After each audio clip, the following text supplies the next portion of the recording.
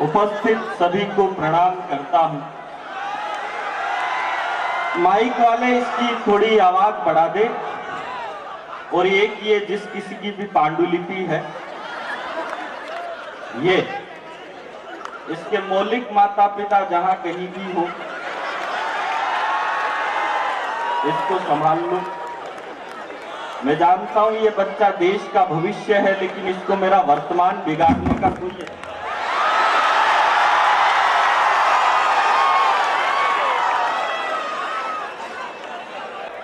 ये वैसे ही बंद। और माइक वाले इस माइक की थोड़ी आवाज बढ़ाओ। माइक वाला किधर है? अरे इसको बंद कर दो और इस माइक की थोड़ी आवाज बढ़ा दो। जितनी बढ़ा सकते हो उतनी बढ़ा दो, आज मेरी थोड़ी कम हो रही है। सब ठीक है? अब आवाज आ रही है?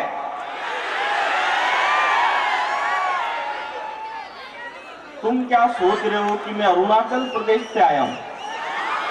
आवाज नहीं आ रही तो फिर ये कैसे आई? मैं उससे पूछ रहा हूं आवाज आई, वो बोल रहा है नहीं आई।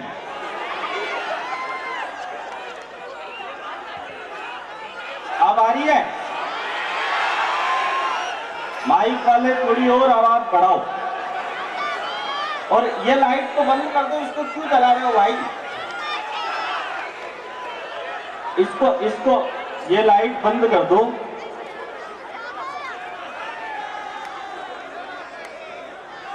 वो बोल रहे हैं कि ये लाइट अगर नहीं जलेगी तो मेरा फेस दिखाई नहीं दे रहा, लेकिन अगर ये जल रही है तो फिर आप लोग मुझे दिखाई नहीं दे रहे। और जरूरी यह है कि आप मुझे दिखाई दो, इसलिए अगर कर सकते हो तो कर दो, वरना तो जैसा है वैसे चलेगा ही चलेगा। बहुत बढ़िया प्रोग्राम चल रहा है, मैं शुरू हूं। लग नहीं रहा मैं अभी तक मैं KCNIT में खड़ा हुआ हूं।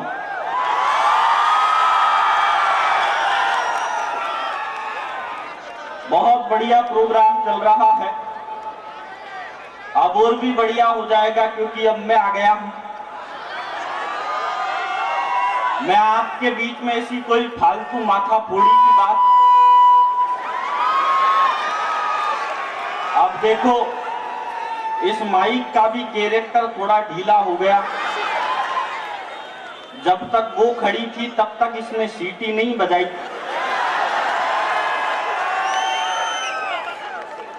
अब मेरे आते ही बजाओगे तो मिल भी क्या जाएगा। बहुत बहुत धन्यवाद उस सुदर्शन लड़की का जिसने मुझे यहां पर बुलाया। ये पीछे जो लोग खड़े हुए हैं उनसे मेरा निवेदन है कि भगवान ने आपको खड़े रहने के लिए पैर दिए हैं, तो टिकाने के लिए भी कुछ न कुछ दिया ही होगा। ये पीछे वाले एक काम करो मेरे भाइयों, यहाँ पे आगे आ जाओ, इधर बैठ जाओ आप। सच कह रहा हूं, KCNIT के इस प्रोग्राम को मैं अविस्मरणीय बना दूंगा। आप जो पीछे खड़े हो, कितनी देर तक खड़े रहोगे? और ज्यादा देर तक खड़े रहोगे तो पग भारी हो जाएंगे। और मैं सच बता रहा हूं, पग भारी होना मर्दों के लिए बिल्कुल भी अच्छे संकेत नहीं है।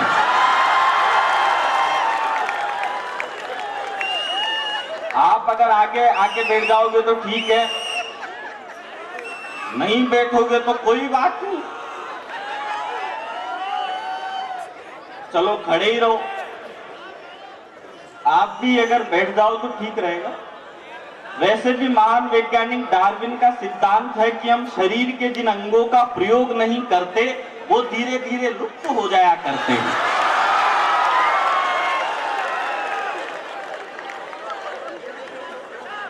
नहीं बैठोगे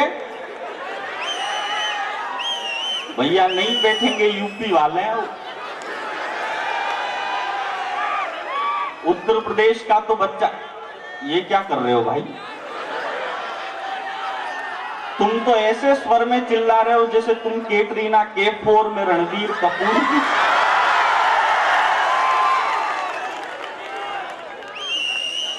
बस केवल देखो, मैं आपके बीच में फालतू माथा फोड़ी की कोई बात नहीं करूंगा। सबको मजा आएगा। आएगा ही आएगा। मैं आपको 100% गारंटी देके जा रहा हूं, मजा आएगा। नहीं आएगा तो पेमेंट मत देना। वो इसलिए कह रहा हूं क्योंकि मैं ऑलरेडी पहले ही ले चुका हूं। देखो मैं सही बता रहा हूं, आदमी के सर पे दो ही औरतें हाथ घुमाती है, एक मां और दूसरी बीवी।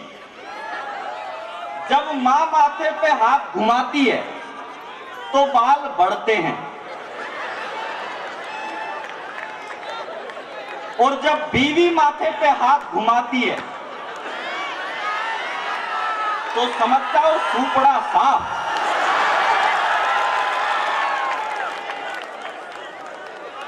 एक भाई साहब को देख के तो ऐसा लग रहा है जैसे पूरे मोहल्ले वालियों ने हाथ घुमा रखा है।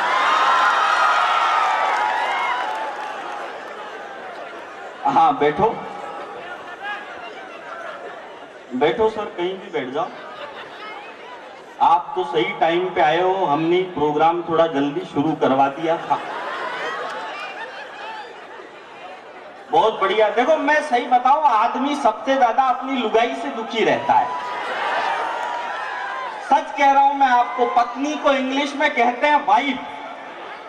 वाइफ की स्पेलिंग होती है WIFE, और इसकी फुल फॉर्म होती है without information fighting every time. कभी भी लड़ने के लिए तैयार है।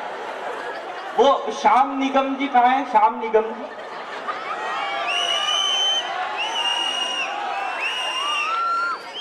नहीं है?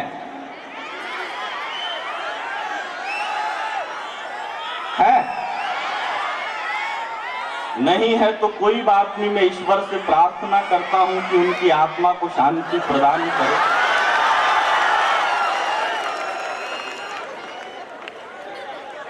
श्याम निगम जी मुझसे बोले यार मेरे साथ आजकल बहुत तकलीफ है।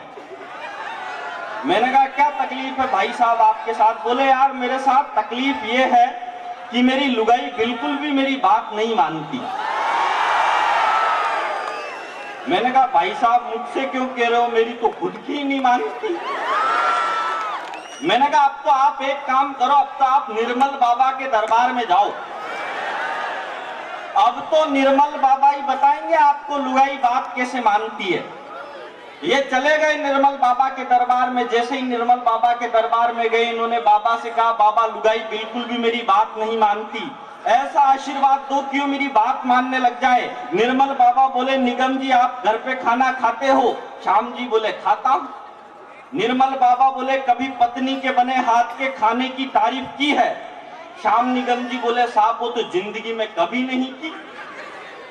बाबा बोले शुरू करो, कृपा वैयत की हुई है। बाबा की बात सुन के श्याम जी घर गए। जैसे ही घर गए तो भाभी जी लेके आई पराठे। श्याम जी ने पराठे खाए।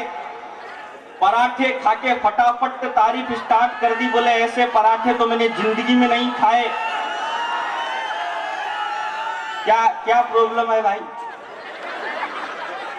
बोलो ना, एनी प्रॉब्लम? अब तुमको हिंदी भी नहीं आती, तुमको इंग्लिश भी नहीं आती, तो संस्कृत मेरे को नहीं आती। मैं जानता हूं आप इंजीनियर लोग हो और आज तो आप उछल कूद करोगे ही करोगे, क्योंकि एक दिल्ली में भी कर रहा है। हाँ खींचो फोटो खींच ले फटाफट, पर ऐसा मत कर देना ऊपर ऊपर तो सुरेश अलबेला और नीचे आलिया भट्ट। ये कैमरे वाले ये कुछ भी कर सकते हैं। अभी ये मेरी फोटो खींच रहा है, कल अखबार में छपेगी, परसों आप उस पे कचौरी समोसा रख के खाओगे। कोई ढंग का काम थोड़ी है। अच्छा मैं सही बात बता रहा हूं भाई साहब आपको, फोटोग्राफर जिंदगी में वही बनता है जिसको दूसरों के घर में ताक झाक करने की आदत रहती है।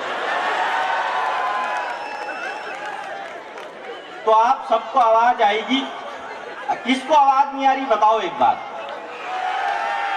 नहीं आ रही तो फिर ये कैसे आई? तुम तो यार ऐसे सोच रहे हो जैसे मैं केजरीवाल हूं और तुम नरेंद्र मोदी हो।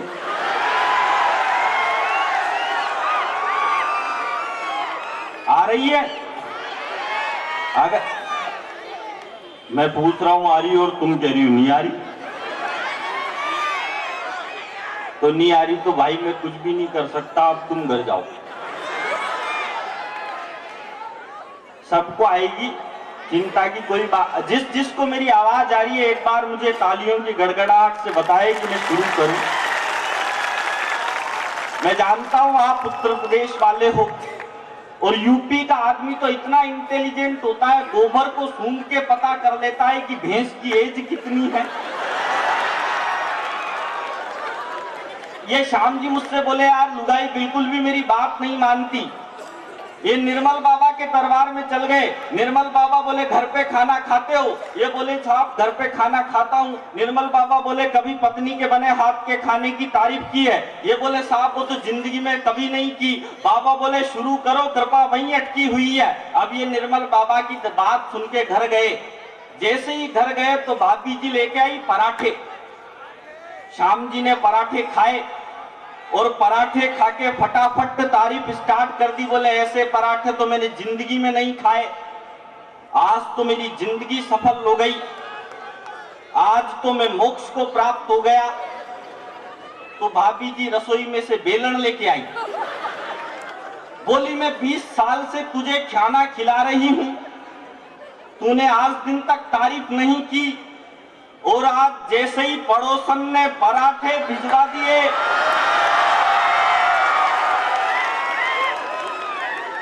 तो तू मोक्ष को प्राप्त हो गया। वो एक लड़की की विदाई हो रही थी, सीटी बजाई, बहुत अच्छे, इस सीटी से तुम्हारे कैरेक्टर का पता चल रहा है। और वैसे भी आजकल सुप्रीम कोर्ट ने मान्यता दे दी है, बजा भी सकते हो। वो एक लड़की की विदाई हो रही थी तो लड़की के भाई ने पिताजी से कहा पिताजी दीदी की विदाई हो रही है। दीदी जोर जोर से रो रही है और जीजाजी कोने में खड़े खड़े दांत निकाल रहे हैं। तो पिताजी बोले बेटा दीदी तो केवल गेट तक रोएगी, इसको तो सारी जिंदगी भर रोना है। आदमी सबसे ज्यादा अपनी लुगाई से दुखी रहता है। सच कह रहा हूं मैं, तो जैसे ही यहाँ पे आया एक बच्चे ने मुझसे पूछ लिया अंकल एक बात बताओ, ये सब लेडीज लोग मांग में सिंदूर क्यों भरते हैं? मैंने कहा बेटा सिंदूर देखते ही झट समझ जाना चाहिए कि इस प्लाट की रजिस्ट्री ऑलरेडी हो चुकी है। बच्चा बोला फिर ये मर्द मांग में सिंदूर क्यों नहीं भरते? मैंने कहा बेटा अवैध संपत्ति है, इसका कोई रजिस्ट्रेशन नहीं होता।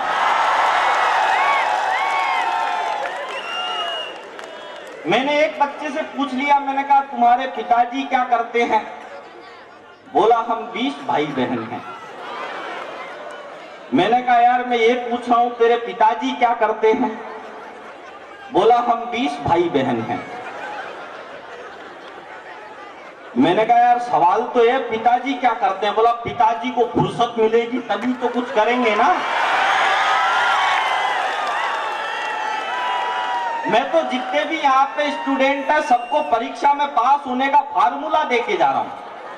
जब मैं 5वीं 6ठी क्लास में पढ़ता था तो मैं पूरी कॉपी खाली छोड़ता था। पहला पन्ना खाली, दूसरा पन्ना खाली, तीसरा पन्ना खाली, चौथा पन्ना खाली और एंड के पेज पे लिखता था मास्टर तुझ में दम है तो मुझे पास करके दिखा। अपना आज दिन तक फेल होने का चांस ही नहीं आया। अच्छा मैं सच कह रहा हूं आपको, जो जो मेरी अच्छी बात पर ताली नहीं बजाएगा मैं उन सबको श्राप दे दूंगा, अगले जन्म में वो घर घर जाके ताली बजाएगा।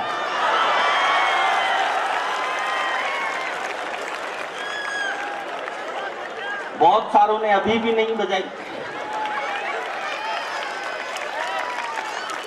वरना क्या है मैं पिछले दिनों अमेरिका गया था। अमेरिका में साहब बड़े अमीर आदमी ने प्रोग्राम कराया। मैंने बहुत सारे जोक सुनाया, वो हंसने का नाम नहीं ले रहा था। मैंने उससे पूछ लिया एंड में, मैंने कहा भाई साहब आप हंसते क्यों नहीं हो? वो बोला यार मैं अमीर आदमी हूं, हंसने के लिए आदमी रखे हुए हैं। मैंने कहा गजब रे। मैंने कहा भैया आप ताली क्यों नहीं बजाते? बोला यार मैं क्यों बजाऊं, मैंने तो ताली बजाने के लिए आदमी रखे हुए हैं। थोड़ी देर बाद में उसकी गाड़ी में बैठ गया। मैंने कहा भैया गाड़ी तो चलाओ। वो बोला यार मैं क्यों चलाऊं, मैंने तो चलाने के लिए आदमी रखे हुए हैं। अच्छा 2 महीने बाद फिर उन भाई साहब की शादी हो गई।